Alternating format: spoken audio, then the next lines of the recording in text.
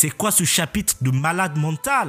Bon bref, petit like, petit commentaire pour ceux qui veulent soutenir ces faces. Je veux même pas perdre un peu de temps. On balance l'intro direct.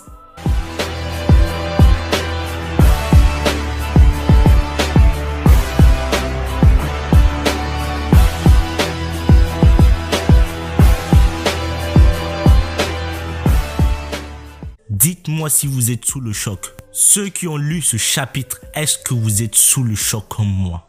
Sur la page de couverture, on voit le Germain 66, un être au-delà de la science. Neji et Yonji ont un flashback de quand ils étaient vaincus par Big Mom.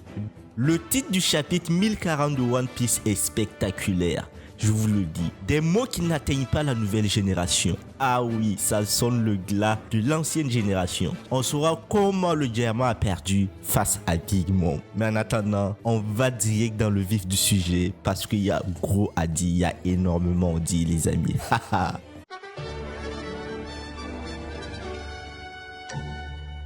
Big Mom parvient à supporter l'attaque de Kid du précédent chapitre. Puis elle sourit et utilise le Life of Slave pour extraire l'espérance de vie de tous ceux autour d'elle.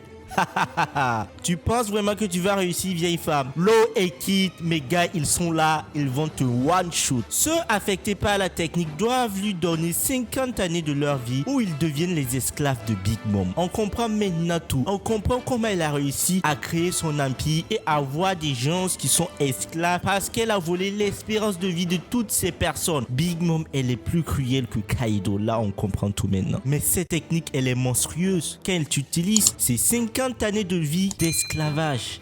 Aïe aïe aïe, ça doit faire mal. Big Mom commence à retirer l'espérance de vie de certains membres de l'équipage de Kid et de Law. Mais Law parvient à l'arrêter. Kid et Law se mettent debout entre Big Mom et leurs compagnons. Big Mom tente de leur enlever leur espérance de vie aussi. Mais ça n'a pas d'effet sur eux. Sûrement quand tu es assez puissant à un certain niveau et si tu n'as pas peur, ça va pas marcher. Mettez-moi une raclée à cette vieille femme. Elle commence à me faire péter les câbles. Pas besoin d'avoir peur d'une vieille mourue qui est sous le point de mourir. Kid, mon gars. Kid, il est vraiment effronté. Ah, comment tu peux t'adresser à un empereur de la sorte?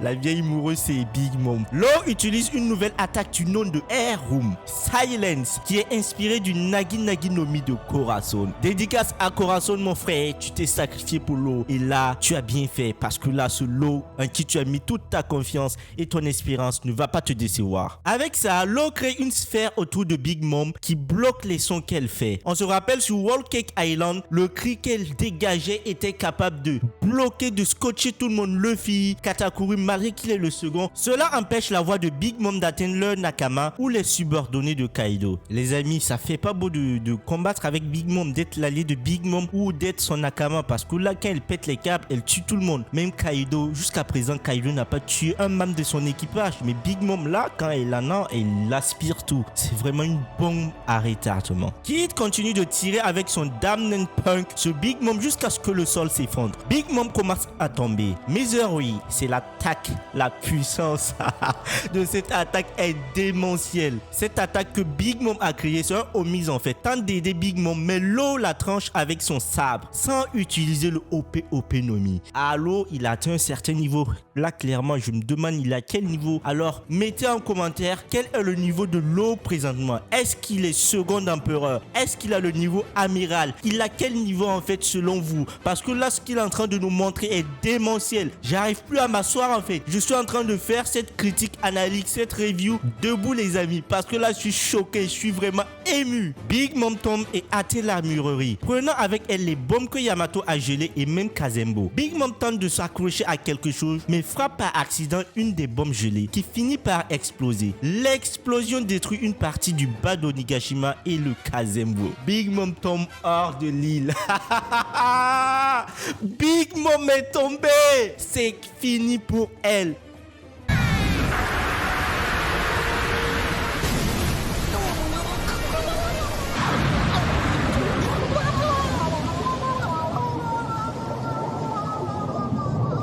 Ichiro Oda a fait d'une balle 2 victimes. Grâce à cela, Kazembo, les bombes, Big Mom out.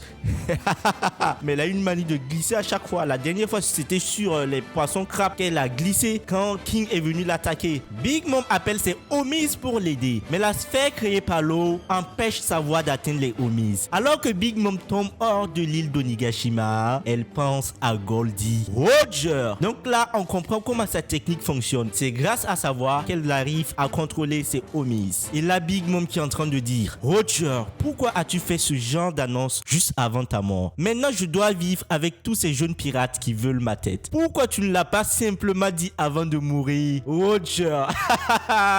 Ce qu'est exactement le One Piece et où il se trouve. Mais c'est le trésor du roi des pirates. N'importe qui ne peut pas l'atteindre, Big Mom. Qu'est-ce que tu ne comprends pas? On voit la réaction de certains personnages de Onigashima lors de l'explosion. Zoro tombe quand l'île se met à trembler. On ne voit pas le dieu de la mort. Où est passé le dieu de la mort? L'île a tremblé et Zoro est tombé. Ça veut dire que Zoro est tombé d'Onigashima. Il est sur Wano Kuni. J'espère que notre cher Zoro se porte bien. Sinon, c'est chaud. Orochi se demande ce qui se passe. Au 3e étage, on voit que la bataille entre Raizo et Fukuroju se termine. Enfin les amis, enfin ce combat est en train de se terminer. Ouf.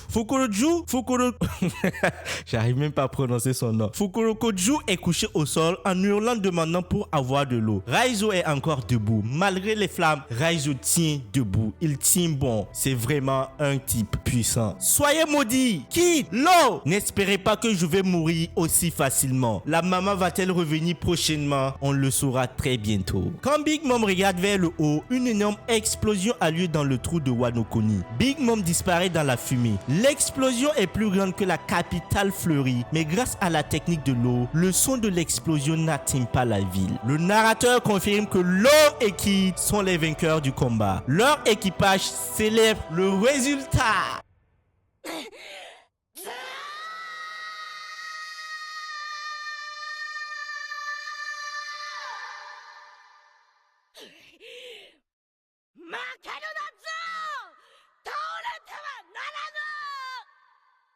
On passe maintenant à Yamato et Momonosuke qui parlent tous les deux à travers l'énorme trou en bas d'Onigashima après l'explosion. Yamato, je dois vous dire quelque chose. Zunicha est proche de l'île. Quoi? L'éléphant qui apparaît dans le journal d'Oden? Oui, c'est le Nakama de Joy Boy qui a commis un crime il y a 800 ans. Quoi? Zunicha est le Nakama de Joy Boy? Mais Joy Boy, il avait quoi dans son équipage?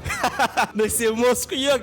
Qu'est-ce que c'est que cette révélation de malade mental? On peut dire que Zunicha a un lien avec Joy Boy, ce qui va permettre d'introduire son histoire. L'histoire avance enfin maintenant.